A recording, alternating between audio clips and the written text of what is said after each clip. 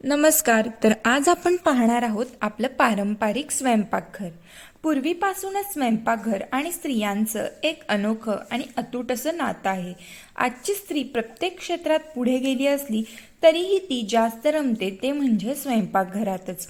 या स्वयंपाकघरात तयार होणाऱ्या व्यंजनांमुळे स्त्री कुटुंबाला एकत्र जोडते. स्वयंपाकघर या शब्दाचा अर्थ म्हणजे स्वयंपाक, स्वतः शुद्ध पाक पवित्र करण्याची विद्या म्हणजेच स्वयंपाकघर. हे स्वयंपाकघर मंदिरापेक्षाही कमी नसते. सुरुवातीला म्हटल्याप्रमाणे स्वयंपाकघर आणि गृहिणी यांचं अतूट असं नातं आहे. तर आपलं हे पारंपरिक किचन तुम्ही बघू शकताय. आता ह्याची आपण साध्या पद्धतीने पूजा करून घेऊयात. तर प्रत्येक गोष्टीची सुरुवात करताना आपण कलश पूजन आणि श्री गणेशाच्या स्मरण करूनच करतो. आणि स्वयंपाकघर म्हटल्यामुळे अन्नपूर्णेचे येथे वास असतोच, त्यामुळे अन्नपूर्णेचे सुद्धा आपण पूजा करून घेऊया. ओम अन्नपूर्णा पूर्णे सदा पूर्णे शंकर प्राणवल्लभे ज्ञानवैराग्य सिद्धार्थ भिक्षा देहीची पार्वती. तर या पद्धतीने आपण अन्नपूर्णा मातेचे पूजन आणि श्री गणेशाचे पूजन, कलश पूजन आपण हे करून घेऊयात अगदी साध्या पद्धतीने. तर मराठी संस्कृती आणि परंपरा जपून अभिमानाने महाराष्ट्राच्या कानाकोपऱ्यात चव आणून तुम्हाला त्याचा स्वाद लुटण्याचा आणि आनंद देण्याचा प्रयत्न आम्ही या पारंपरिक किचनद्वारे नक्की करू. तुम्हाला कोणते पदार्थ खायला आवडतील हे तुम्ही आवर्जून आम्हाला नक्की कमेंट करून सांगा. आणि हे स्वयंपाकघर कसं वाटलं हे सुद्धा तुम्ही आम्हाला नक्की सांगा.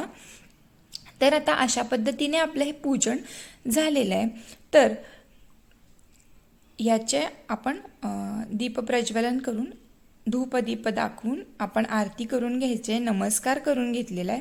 अशा पद्धतीने साधी आणि कोणत्याही गोष्टीची सुरुवात करताना गणेशाला स्मरूनच आपण करावी. तर ही पूजा आपली झालेली आहे. तर नमस्कार करून घेऊयात. आणि अगदी नॅचरल असं वातावरण आणि खूप पौष्टिक आणि सात्विक पदार्थ जे सध्याच्या काळामध्ये पारंपरिकता आणि ही संस्कृती कमी होत चाललेली आहे. तर आपण स्वयंपाकघर म्हटलं तर भांडी कुंडी चूल स्वयंपाकातील माय असते. स्वयंपाकघरातील इतर भांड्याकुंड्यांचा वेध घेण्यापूर्वीच सर्वप्रथम अन्नदायिनी चुलीला वंदन करूया. तर अशा पद्धतीने आपण सगळ्यात प्रथम चुलीची पूजा करून घ्यायची.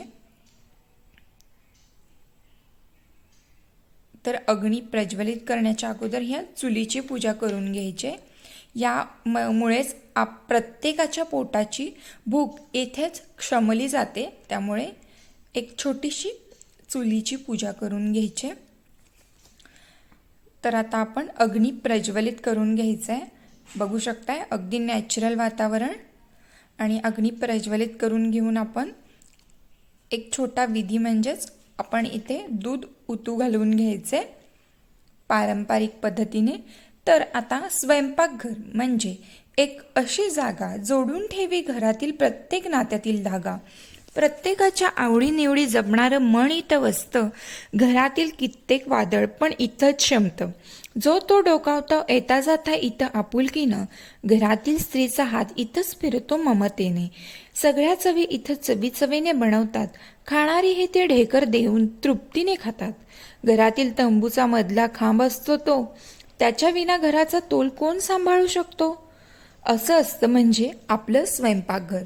तर तुम्हाला आमचं हे पारंपरिक पद्धतीचं स्वयंपाकघर कसं वाटलं तुम्ही हे आम्हाला नक्की सांगा. आता आपण हे दूध उतू घालून घ्यायचं आहे.